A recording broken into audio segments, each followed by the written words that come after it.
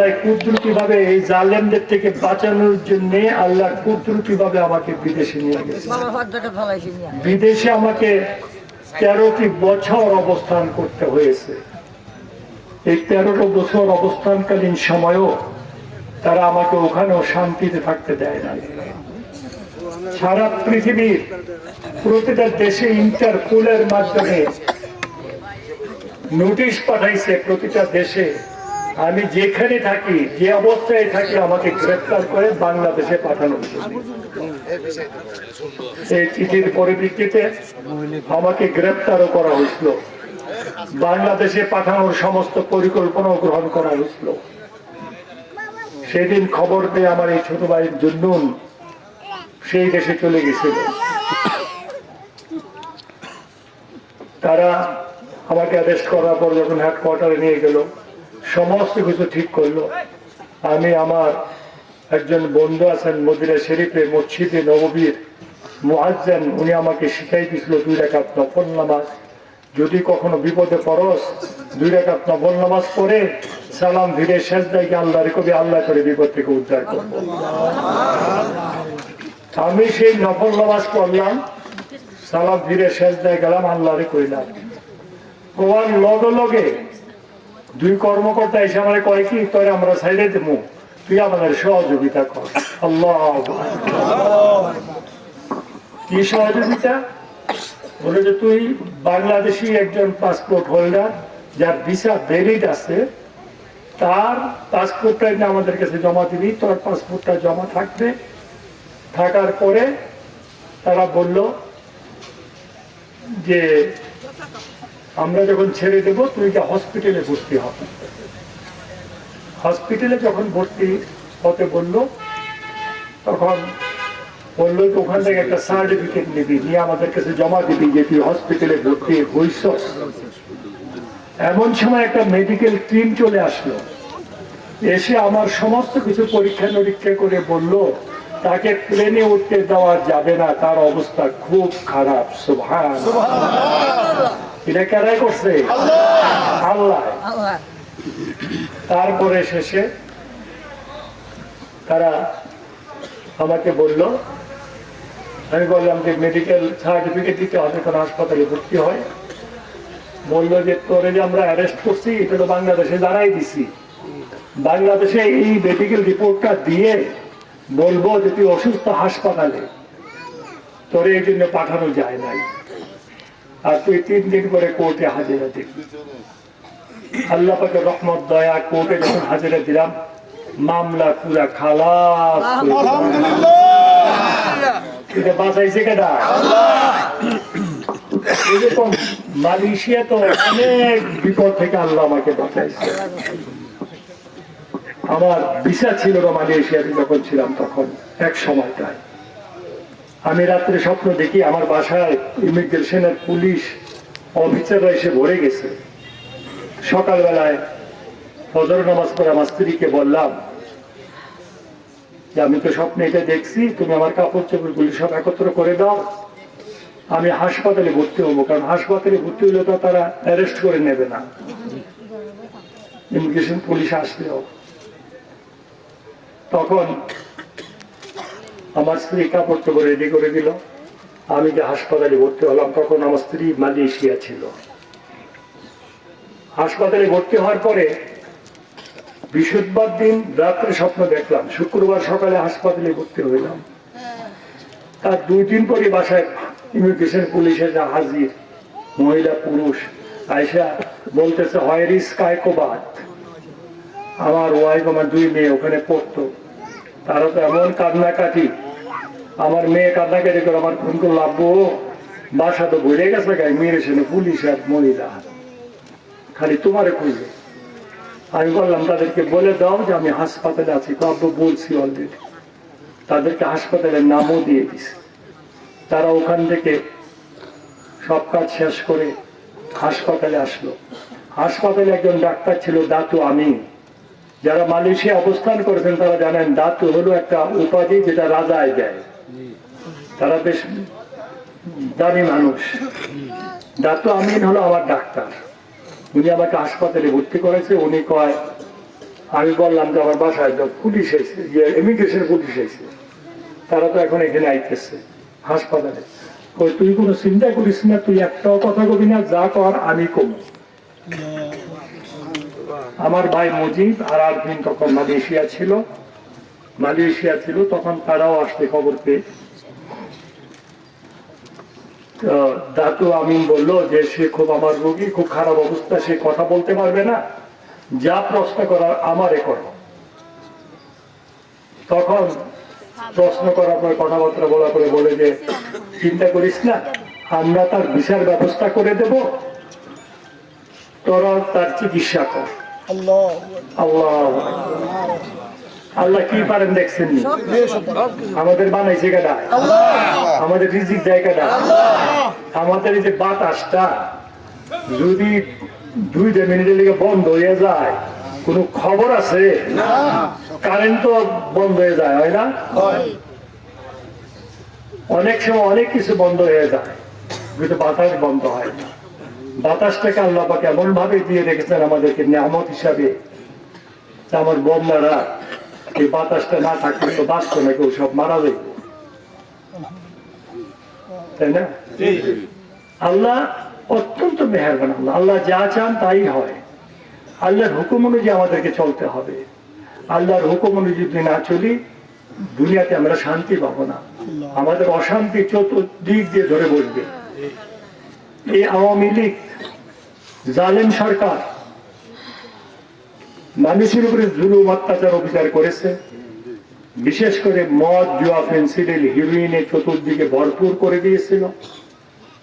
গুম, খুন, মিথ্যা মামলা, দখলবাদী, চাঁদাবাদীতে ভরপুর হয়ে গেছিল। এই কারণে আল্লাহ পাক তাদেরকে ক্ষমতা থেকে বিদায় করেছেন এবং গোষ্ঠী শুদ্ধ বিদায় করছেন, তাই না ভাইরা আমার? সামনে নির্বাচন, এই নির্বাচনে যদি আল্লাহ পাক দয়া করে আমাদেরকে ক্ষমতায় আনেন, আর যদি এগুলি চলতে থাকে, আল্লাহ আমাদের বিরুদ্ধে ব্যবস্থা নেবেন না? এই জন্য এখন থেকে এগুলিকে উচ্ছেদ করতে হবে সমাজ থেকে। আপনারা রাজি আছেন? তুলেন তো, কারা কারা রাজি আছেন?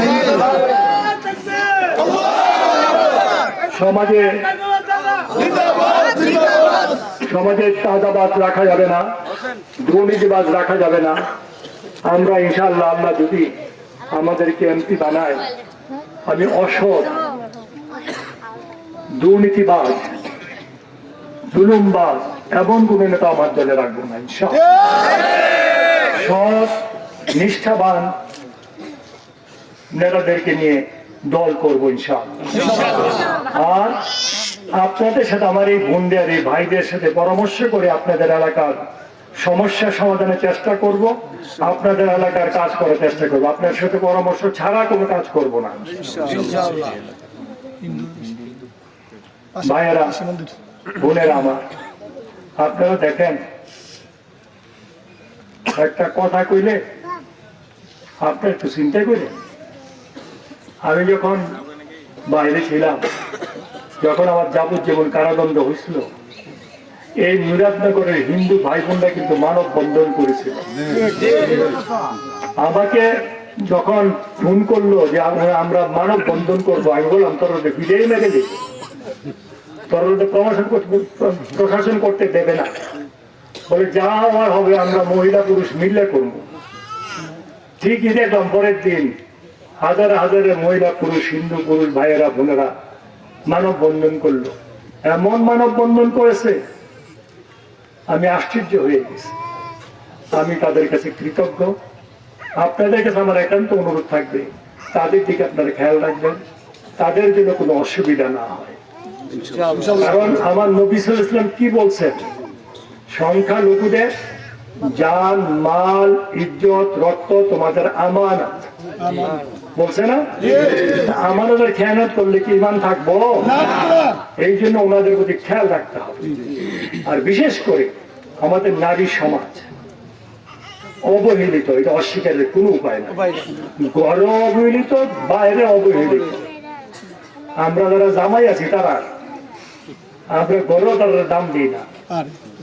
কারণ ঘরে যদি একটু ফাঁকটা এদিক সেদিক হয়, কি যে অবস্থা করি তার লোকে, আর বাইরে তো কি অবস্থা তো আপনারা সবাই জানে। এবং তারা যদি জামাইয়ের কাছে টেয়া চায় কোনো প্রয়োজনে, কত সংসার দিয়ে আমি চালাইতাম পারি না, আবার তুই টেয়া চাস, আমি তোরে টেয়া দেবো করতে। তারেক জিয়া সাহেব এই সমস্ত চিন্তা ভাবনা করে আমার এই মা বোনদেরকে একটা ফ্যামিলি কার্ড, এই ফ্যামিলি কার্ডের মধ্যে আমার এই মা এই বোনেরা ওনারা মাসে মাসে টাকা পাবেন। আপনাদের কাছে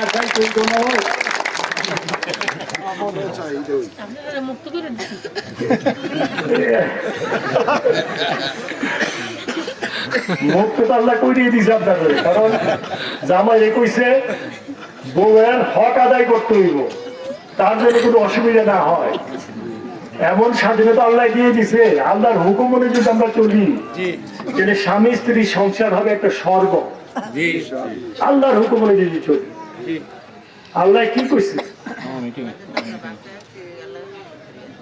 আপনাদের আর বিরক্ত করবো না। কৃষক ভাইদের জন্য কৃষি কার্ড দেবে, তারা যাতে ফসল লাগানোর সময় টেহা নেয় না, সুদে টেহা নেয়। কত পার্সেন্ট সুদ নেয়? 20, 30, 40% সুদে টেহা নেয়। ব্যাংকের থেকে লোন আনতে গেলেও ঘুষ দিতে হয়, ইন্টারেস্ট দিতে হয়। তাদেরকে কৃষি কার্ড দেওয়া হবে। কৃষি কার্ডের মাধ্যমে তারাও অর্থনৈতিক সাহায্য পাবে, যাতে তারা তাদের সময়গুলিতে তারা এগুলি কাজে লাগাতে পারে। আপনাদের সন্তানদের অনেককেই চাকরি দিতে পারবে না, লেখাপড়া শেষ হয়েছে, বিদেশও পাঠাইতে পারবে না, তাই না ভাইরা আমার? আমাদের তারেক জিয়া সাহেব পরিষ্কার ভাবে বলেছেন, আমাদের 1 নম্বর এজেন্ডা থাকবে বেকারদের সমস্যার সমাধান করা, বেকারদেরকে পুনর্বাসন করা, তাদের চাকরির ব্যবস্থা করা। চাকরির ব্যবস্থা যদি পুরোপুরি করা না যায়, তাদেরকে শিল্পায়নে, কুটির শিল্পে তাদেরকে ব্যবস্থা করা। তাও যদি না পারা যায়, তাদের জন্য যা করার দরকার তাই বিএনপি করবে ইনশাআল্লাহ। বেকার বলতে বাংলাদেশে আল্লাহ রহমতে কেউ থাকবে না, যদি আল্লাহ আমাদেরকে সুযোগ দেয়। আপনারা দোয়া করবেন, আপনাদের দোয়াতেই সবচেয়ে বড় জিনিস। এখন তো জামাত ইসলাম ব্যস্ত দিয়া লাই, বিশেষ করে আমাদের বন্দি আছে না সামনে, ইডিতে এত সহজ আর সরল, ইডিতে গিয়ে যদি কয় ভোটটা লেগে ব্যস্ত বাইরে বাগা, কারণ ওরা মনে করে অনেক সময় আরে ভোটটা দিলে যদি ব্যস্ত হয়ে যায় আর দরকার কি। কিন্তু ব্যস্ত তো আমার নবীর সুরও দিতে পারে না, পারে ব্যস্ত দিতে পারে আল্লাহ। বন্যামের তো সীমা আছে, সীমা ছাড়াই গেছে। তোমরা দয়া করে দেখতে তোমরা দয়া করে যদি সবাই মিললে এই এলাকার মহিলাদের বুঝাও যারা এই লাইনে গেছে, ইনশাল্লাহ সব ঠিক হয়ে যাবে। আমি সব কর্মী আরে তোমার কই তুই বোনা দেখলেই বোঝা যায়, তাদের মুখটা দেখলে, তাদের হাসিটা দেখলে বোঝা যায় তারা কেমনি আমরা ভালো ভাই। এই রাত্রে করে তারা এসে বসে রয়েছি, গড ভালাইয়া, গড দ্বারা ভালাইয়া, সবকিছু ভালাই এত রাত্রে করে বসে দিচ্ছে। আমি বললে আমি তোদের কাছে কৃতজ্ঞ। আমি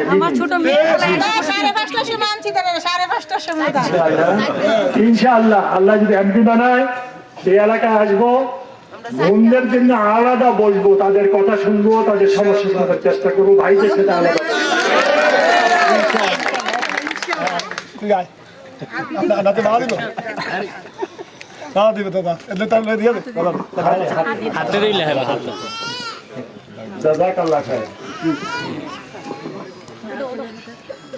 এখন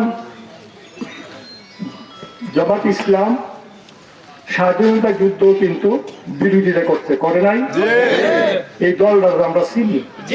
তারা কিন্তু 3টার বেশি কখনো সিট পায় নাই। আমরা লোকে নির্বাচন করে এক লোক থেকে 18 পাইছি, আমরা লোকে নির্বাচন করে আমরা ভোট পাইয়া। তারা সরকার গঠন করবো ডিজিটাল কারচুপির মাধ্যমে, তারা ডিজিটাল কারচুপি করতে চায়।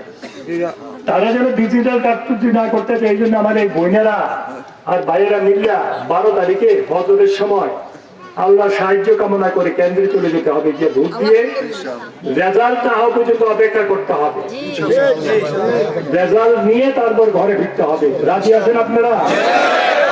আপনারা দোয়া করেন। আমি পেলাম আপনাদের কামলা, আর আপনারা হলো আমার নেতা নেত্রী। আপনারা আমার হুকুম করবেন। এবং দেখেন, এই মুরাদনগরে আপনাদের এরিয়াতে কেউ কিন্তু মাইয়া বিয়ে দিতে আইতো না বাইরের থেকে, পোলাও বিয়ে করতে আইতো না, কারণ নৌকা ছাড়া কোনো অবস্থান ছিল না 86 সালের আগে। এখন কিন্তু যারা মুরব্বী তারা জানেন, হ্যাঁ, কিন্তু 86 রোড এখন সারা মুরাদনগরে গাড়ি চলে না ভাই? সারা মুরাদনগরে গাড়ি চলে। আজকে যদি বিএনপি যদি ক্ষমতায় থাকতো, এতদিন চলতো, তাহলে এখন প্রত্যেক গ্রামে গ্রামে পাড়ায় পাড়ায় গাড়ি যাইতো। কিন্তু আমরা তো সুযোগ পাই নাই, আমাদেরকে তো ক্ষমতা থেকে বিদায় করেছে ষড়যন্ত্র করে, ডিজিটাল ষড়যন্ত্র করে। এখন জামাত ইসলামও সেই ডিজিটাল ষড়যন্ত্র করতেছে। হুঁশিয়ার থাকতে হবে আমাদেরকে। আপনাদেরকে কষ্ট দিলাম, ক্ষমা চাই, মাফ করে দিয়েন। আমি তো আপনাদের ভাই, আপনাদের কামলা। যদি কামলা হিসেবে বানাইতে পারেন, আমি কাম করার চেষ্টা করাম। আসসালামু আলাইকুম। দাদা ভাই একটু রাস্তার ব্যাপারে, এই দুইটা রাস্তা আপনি করছেন।